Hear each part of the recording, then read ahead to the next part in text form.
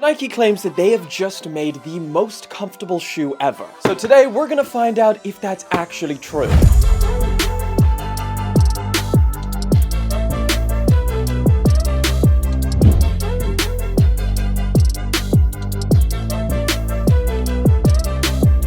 This is the Nike Vomero 18. The all-new, redesigned, and quite frankly, a pretty massive upgrade from the previous version. Of course, that's mainly due to the fact that this is now part of Nike's brand new shoe lineup, where they have 3 different models: the Structure, the Pegasus, and the Vomero. Within each of those 3, they have 3 different tiers, being the base model, the Plus, and the Pros, or Premium. Now, the Vomero category is for max cushioning, and immediately straight out of the gate, we can check off that box. They're not lying about that. These now come with a massive stack of foam. This is 46 millimeters. I think that's about 6 millimeters over the previous version, the Vomero 17, and they now have this new combination of Zoomx and Reactx, whereas the previous one didn't have that. And one thing I do really want to point out that I think surprised me a lot about the design of this pair of shoes is that even though this is a huge stack of foam, the way that they have designed this pair of shoes doesn't really make it look like that, if that makes sense. Like, you take a look at other shoes on the market with super huge stacks of foam, like the More V5 from New Balance or the Hoka Bondi 9s. You look at those and the first thing you notice is the huge stack of foam that they have in the midsole. And to be honest, they kind of look like they have more foam than this, but they don't. These have the most, and it just looks like a regular shoe. I don't know how they did it, but I'm pretty impressed, and I do like the design. Now, a few things that you do need to know about this pair of shoes before we get into some of the specifics. First thing is that they're going to be releasing on February the 27th for $150. And spoiler alert, I think casuals are going to like this pair of shoes a lot more than actual runners. I think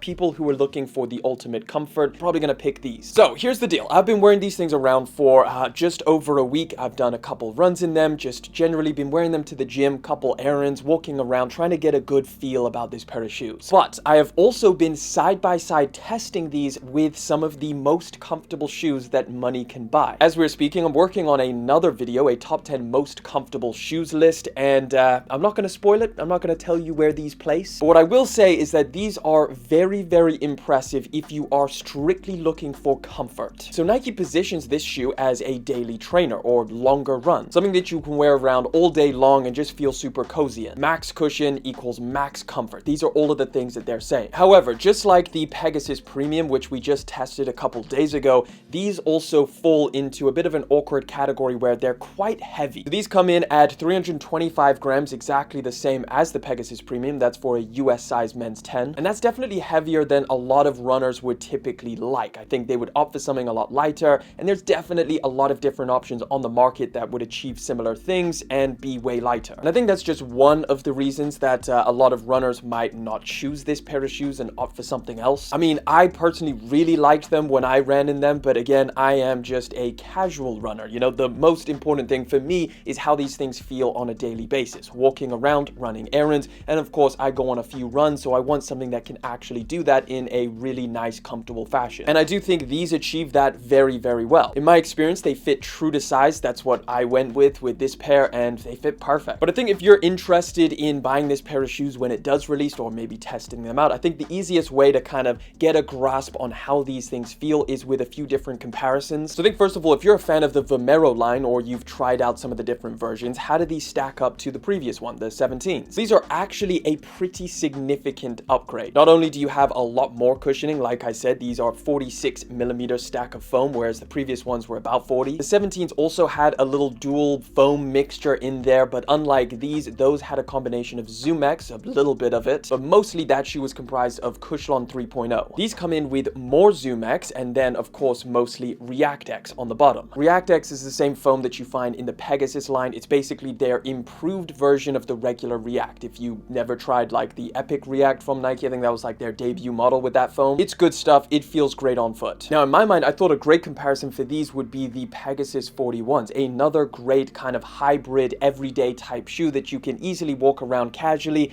and also do your runs in. I think both are great options, but these are definitely the beefed up version version, and you feel that immediately. They're a lot more plush, they're a lot more kind of soft and bouncy underneath your feet. And I think that's mainly due to the fact that these have Zoomx, and obviously the Pegasus doesn't. These do have a lot more foam in general as well, which definitely helps. But there is a lot of similarities between these and the Pegasus 41. The Zoomx right underneath your feet does make a big difference. That is Nike's just softest foam that just feels great. That's why it's in all of their most premium running shoes. Now, granted, with this one, Nike does have a little bit of a catfish situation going on because they've plastered this with Zoomx on the midsole, which does make you think, oh wow, this is just a huge stack of Zoomx. But no, where they actually wrote it, that's React. So a lot of this midsole is React. You can actually see around the back where this little line is.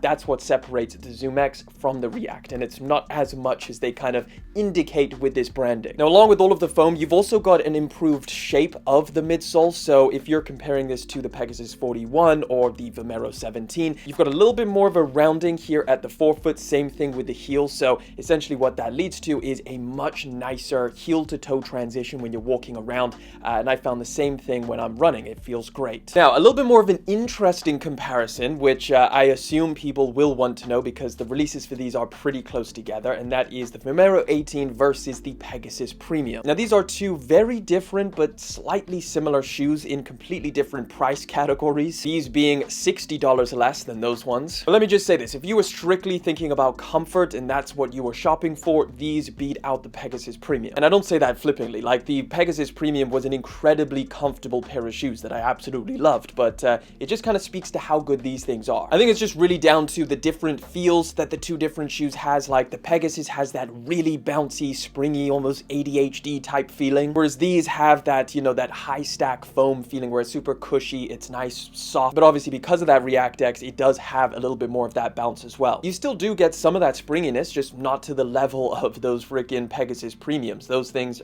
they're pretty wild. Now, obviously you might be thinking, well, there's a lot of other shoes, not just the ones that are in Nike's range to compare these to. And yes, obviously there is, but I'm gonna save that for my top 10 most comfortable list, in which case I'm still not gonna spoil it. Stop asking me. But these break the top 5. Like, these are easily in the top 5. I'm not gonna say where, but they're good. Now, obviously, spent most of this time talking about the midsole. That is the main attraction, I think, where the biggest changes happen, but these do still have, you know, the rest of the shoe, the upper. It's got some interesting things going on, a little bit more of a traditional style, I guess. It's probably closest in feel and look to the Pegasus 41. It does have a nice redesign, a little facelift, which I do really like. I think overall this is like a good looking pair of shoes, especially in some of the upcoming colorways. I think those are great. The upper is not as breathable as some other shoes potentially in this category. Again, similar to the Pegasus 41, it has this double layer material or mesh that's over the toe box and the rest of the shoe. You've got some rubber overlays all over this mesh. Some are kind of a little bit more for aesthetic purposes, others are actually practical. So the white ones that you can see and feel just kind of plastered around the entire shoe, those I believe are a little bit more aesthetic, whereas the ones around the lace holes and the toe box are a little bit more practical. The lace holes, obviously you don't want to just rip through some of those holes, and around the toe box, that's just to protect your toes from poking a hole in them. The tongue and the ankle area, probably my favorite parts because of the amount of padding that they added to these. They feel very cushioned, very comfortable.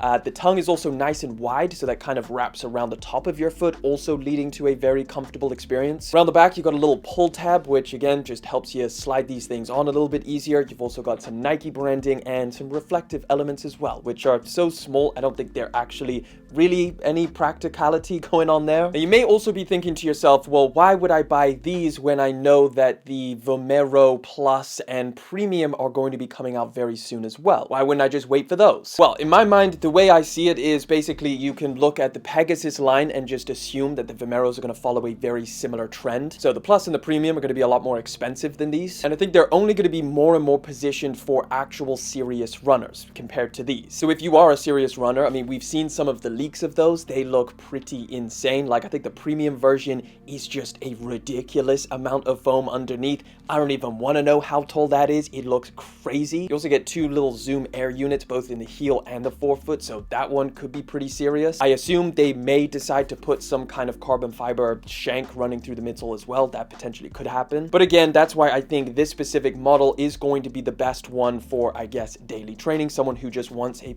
really comfortable pair of shoes to wear every day. this is probably your best option. I think these at 150 bucks it's a pretty good deal. I think it's a better option to the Pegasus 41 if you did just want the most comfortable between the two. Like, this would be the one to go for. It is slightly more expensive than the Pegasus 41, just depends how much you prioritize that max cushioning feel. Either way, and overall, these really did surprise me quite a lot, because I feel like I have been disappointed by the Vomero line quite a few times. But Nike really brought it back. This one is impressive and 100% a good pair of shoes. And also one of the most comfortable shoes that you can buy, and that is from any brand. Either way, I'd love to know what you guys think about these. Are you interested in picking a pair up when they do drop later on this month? Drop your thoughts down in the comment section. And of course, if you want to catch another video, just click that one right over there.